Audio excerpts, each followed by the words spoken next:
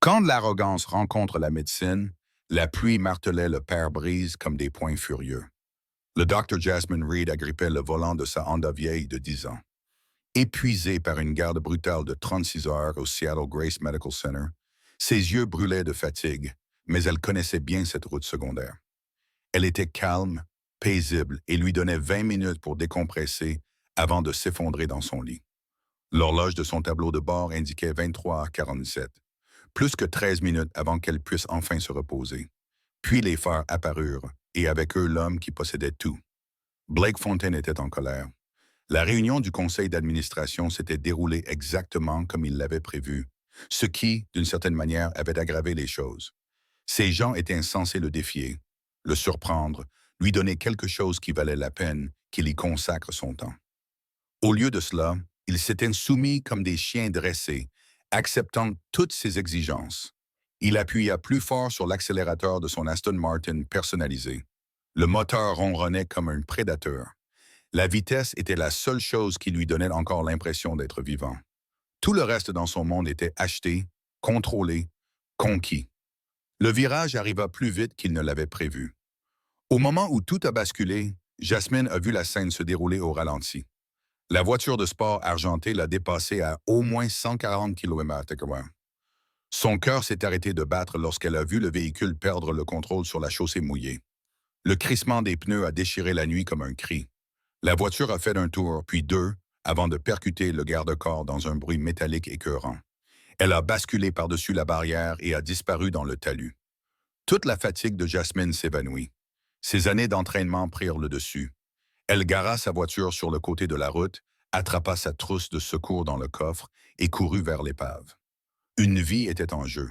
La voiture de sport gisait sur le côté, de la vapeur s'élevant du capot écrasé.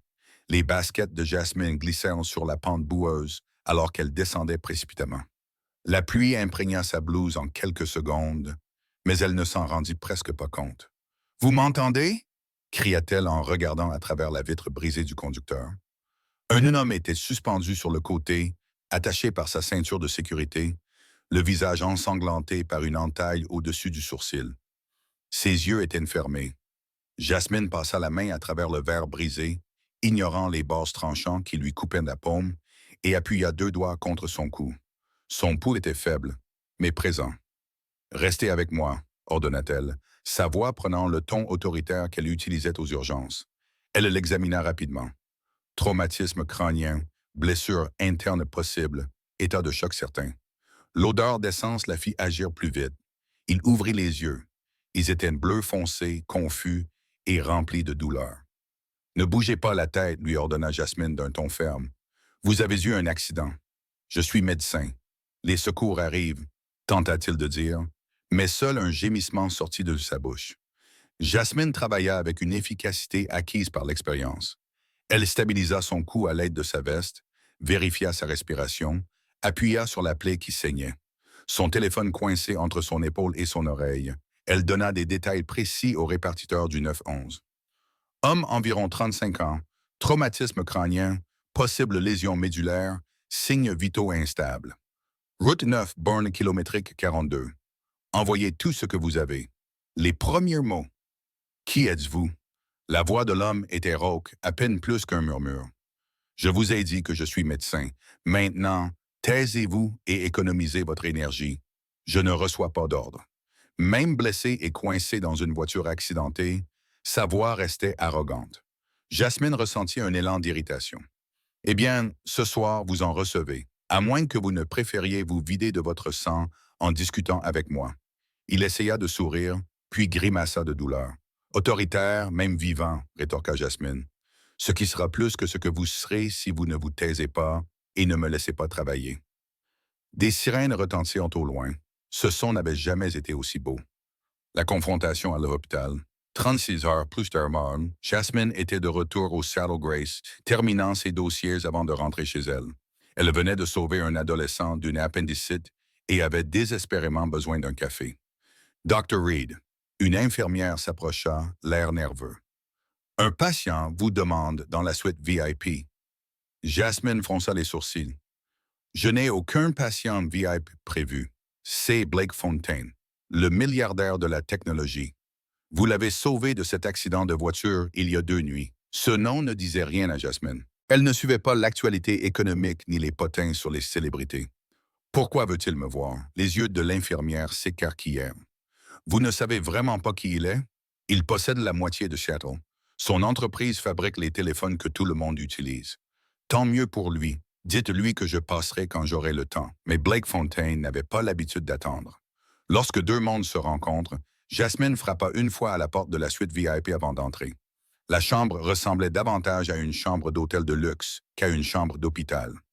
L'homme victime de l'accident était assis dans son lit, un bandage blanc immaculé sur le front. Il portait un pyjama coûteux qui valait probablement plus que son loyer mensuel. « Docteur », dit-il en prononçant son nom comme s'il le savourait, « je voulais vous remercier comme il se doit. Je vous en prie. Reposez-vous maintenant et suivez les instructions de sortie. » Elle se retourna pour partir. « Attendez », quelque chose dans sa voix la fit s'arrêter. « J'aimerais vous montrer ma gratitude. Mon assistance est arrangée pour qu'une nouvelle voiture vous soit livrée. Votre Honda est assez vieille. » Jasmine se retourna lentement. « Pardon? Une Mercedes argentée. J'ai pensé que vous préféreriez quelque chose de pratique plutôt que de tape à l'œil. » La température de la pièce sembla baisser. Jasmine retourna à son chevet et, malgré sa petite taille, elle sembla soudainement le dominer. « Monsieur Fontaine, je vais vous expliquer quelque chose très clairement. Je ne vous ai pas sauvé la vie pour que vous m'achetiez une voiture. Je vous ai sauvé la vie parce que je suis médecin et que c'est mon métier. Je ne veux pas de votre argent, de vos cadeaux ou de votre gratitude. Je veux que vous guérissiez. Arrêtez de conduire comme un fou et apprenez peut-être que tout dans ce monde ne s'achète pas. » Blake la regarda, véritablement choqué. Personne ne lui avait parlé ainsi depuis des années, peut-être même jamais. « J'essayais juste d'être généreux. Vous essayez de vous sentir moins coupable. Il y a une différence? » Jasmine croisa les bras. « Gardez votre voiture. Donnez-la à une œuvre caritative. Je m'en fiche, mais ne m'insultez pas en pensant que ma compassion a un prix. » Elle se dirigea à nouveau vers la porte. « Vous avez raison. » Jasmine s'arrêta, surprise. Blake la regarda avec quelque chose de nouveau dans les yeux. Pas de l'arrogance, de la curiosité.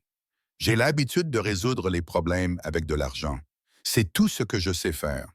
Mais vous êtes différente. Vous n'entrez dans aucune catégorie. Je comprends. C'est peut-être ça votre problème, Monsieur Fontaine. Vous pensez que les gens sont des énigmes à résoudre plutôt que des êtres humains à connaître. » Elle le laissa assis là, fixant la porte fermée, ressentant quelque chose qu'il n'avait pas ressenti depuis très longtemps, complètement hors de contrôle. Quand l'orgueil rencontre la persévérance, Blake Fontaine a quitté l'hôpital 3 jours plus tard, contre l'avis de son neurologue. Il avait toujours eu du mal à suivre les règles et les prescriptions médicales ne faisaient pas exception. Son appartement terrasse donnait sur Elliott Bay. Des baies vitrées et un mobilier minimaliste qui respirait la richesse sans effort. Mais pour la première fois de sa vie, la vue lui semblait vide. Il ne pouvait s'empêcher de penser à elle. Cette petite doctoresse au regard enflammé qui l'avait regardé comme s'il n'était qu'un patient parmi d'autres. Pas le Blake Fontaine qui faisait la une des journaux et faisait bouger les marchés. Elle avait rejeté son cadeau sans hésitation, sans même y réfléchir. Personne ne lui disait non. Personne. Marcos, appela-t-il son assistant, qui apparut instantanément avec une tablette. « J'ai besoin d'informations sur le Dr. Jasmine Reed. » En quelques heures, Blake disposait d'un dossier complet. Jasmine Reed, 29 ans, diplômée majeure de sa promotion de la faculté de médecine de l'Université de Washington. Élevée par une mère célibataire qui nettoyait des bureaux, elle avait financé ses études en cumulant 3 emplois sans fonds fiduciaires ni relations, uniquement grâce à sa détermination et à son intelligence. Elle vivait dans un modeste appartement du quartier central, conduisait une vieille Honda et travaillait d'arrache-pied à l'hôpital. Son compte en banque affichait exactement 3 000 $. Sa plus grosse dépense mensuelle était le remboursement de son prêt étudiant. Blake fixait les chiffres à l'écran. Elle avait à peine les moyens de vivre, et pourtant elle avait refusé sans sourciller une voiture à 70 000 $. « Elle est fascinante, » murmura-t-il. « Monsieur, » Marcos avait l'air perplexe, « annulez mes rendez-vous de demain. Je dois rendre visite à quelqu'un. » Le café embuscade Jasmine s'arrêtait tous les matins au même café avant de prendre son service. C'était un petit endroit appelé Bean Theory, niché entre une librairie et un studio de yoga. Le café était fort, les pâtisseries étaient fraîches et personne ne la dérangeait. Elle faisait la queue, encore à moitié endormie, lorsqu'elle entendit sa voix. Je prendrai la même chose qu'elle et je paierai pour nous deux. Jasmine ouvrit grand les yeux.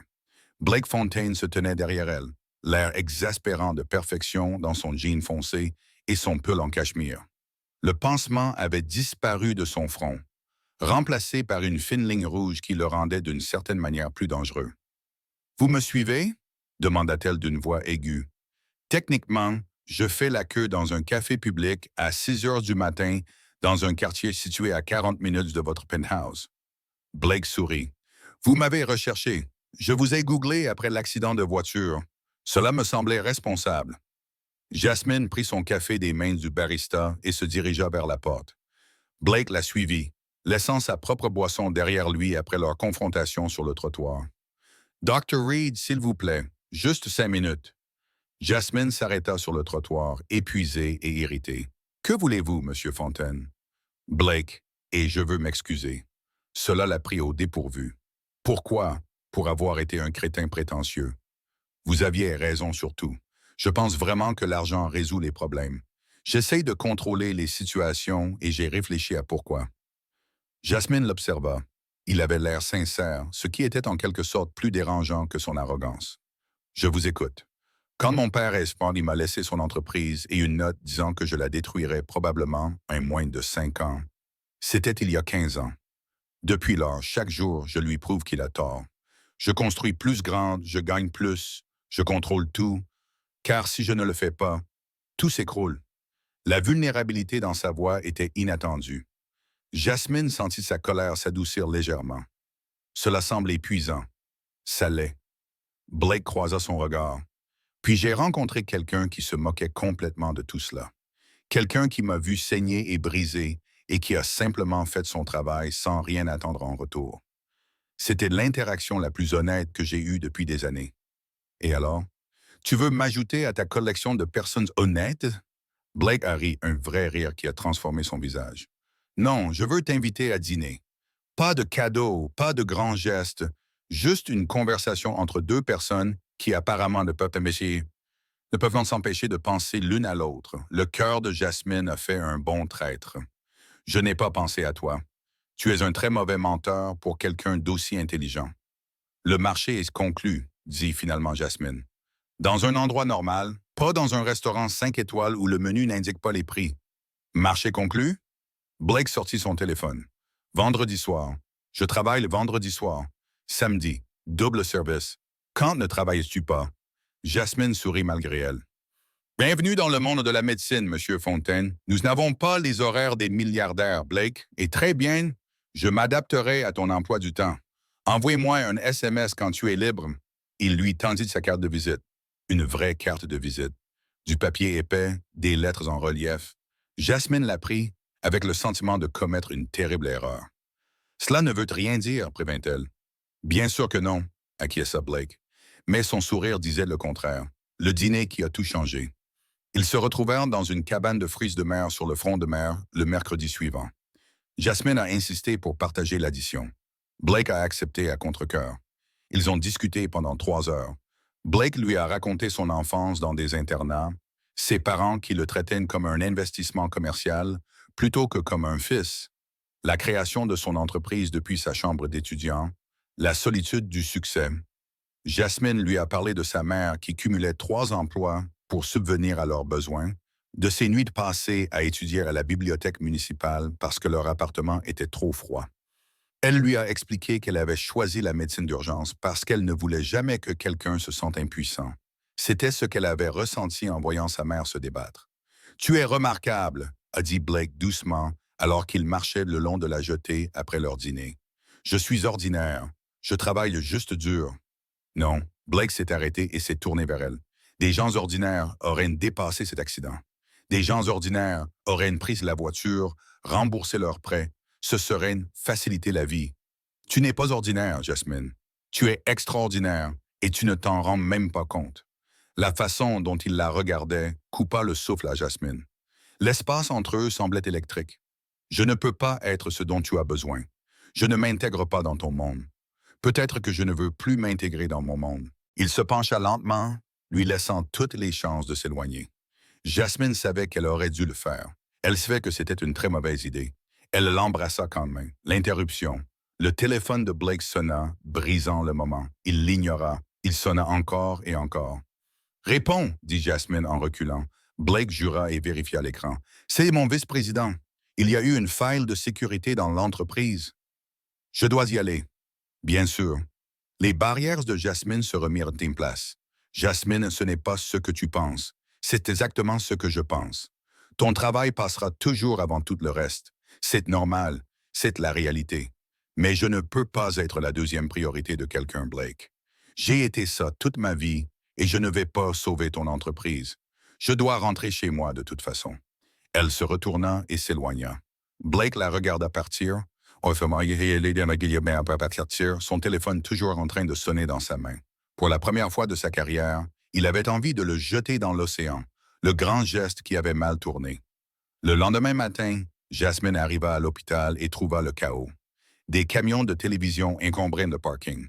La sécurité de l'hôpital refoulait les gens. « Que se passe-t-il » demanda-t-elle à une infirmière.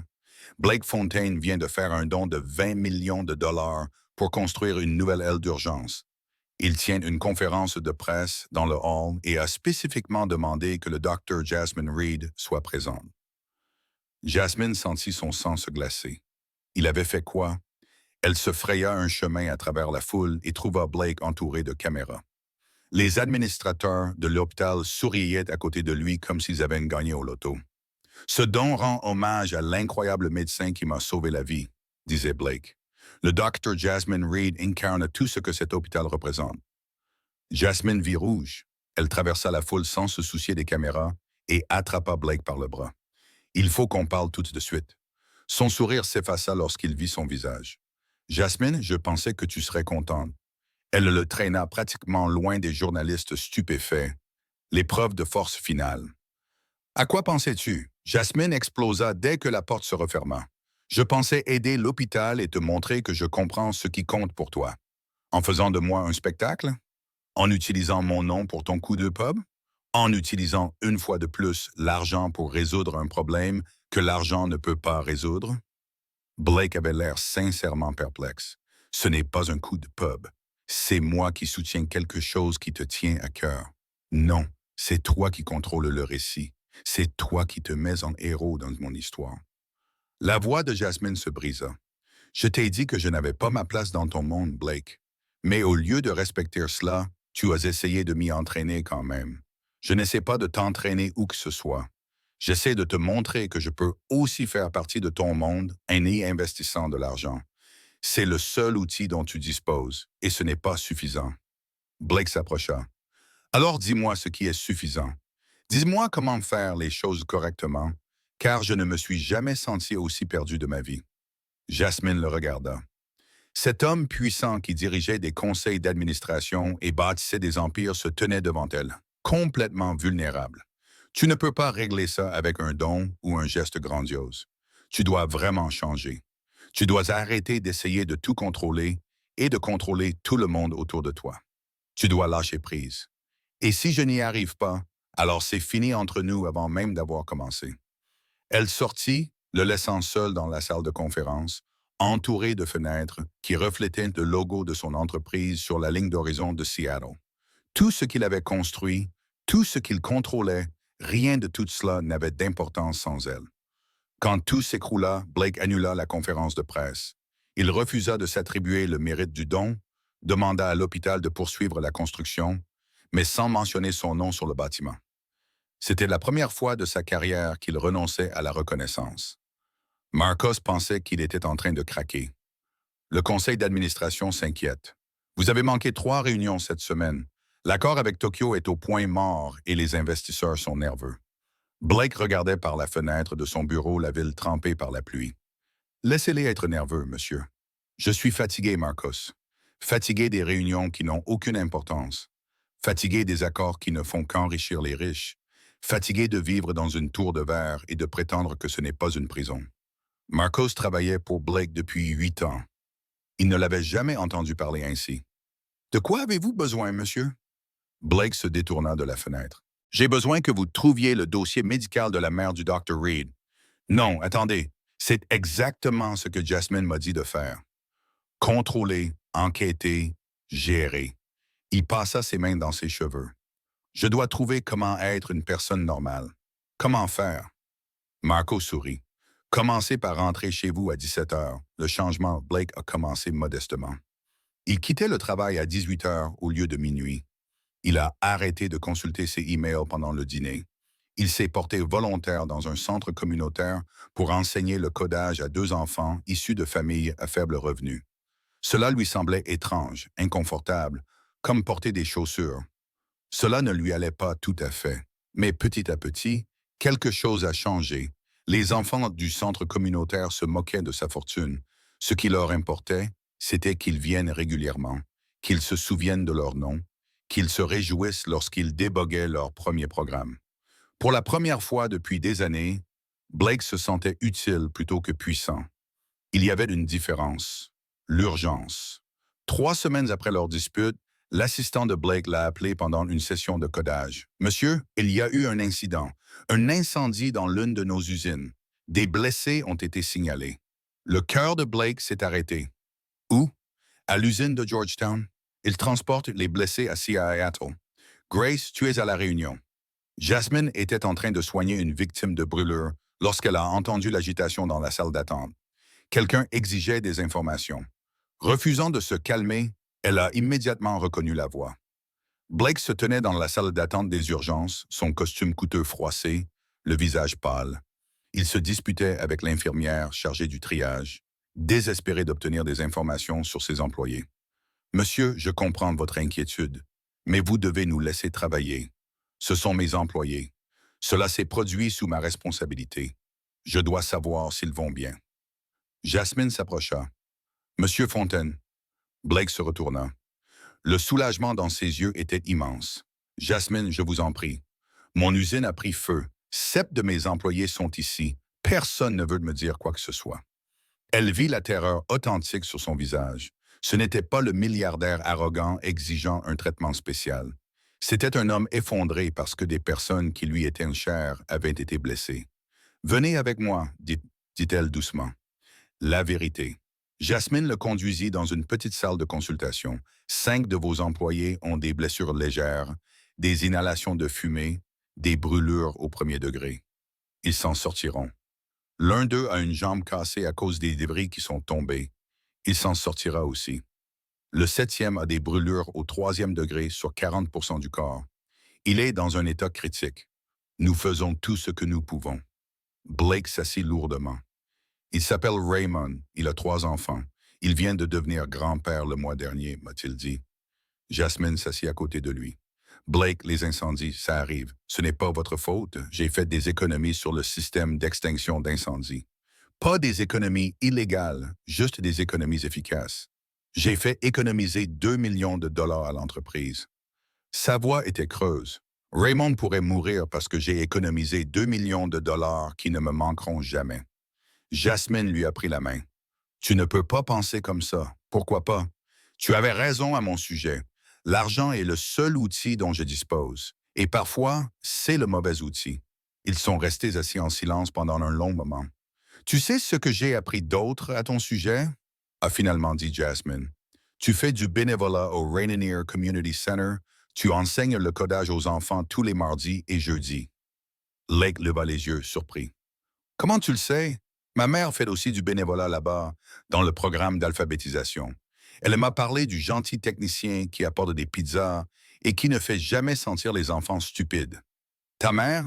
Elle ne savait pas que tu étais Blake Fontaine jusqu'à la semaine dernière. Elle te connaissait juste comme le type qui vient. Jasmine sourit. C'est qui tu es quand personne ne te regarde? Blake, c'est cette personne-là qui m'a séduite. Tu es tombée amoureuse de moi? J'essaie vraiment de ne pas l'être. Blake rit, un rire brisé. Je ne sais pas comment faire, Jasmine. Je ne sais pas comment être la personne que tu mérites. Personne ne sait comment faire.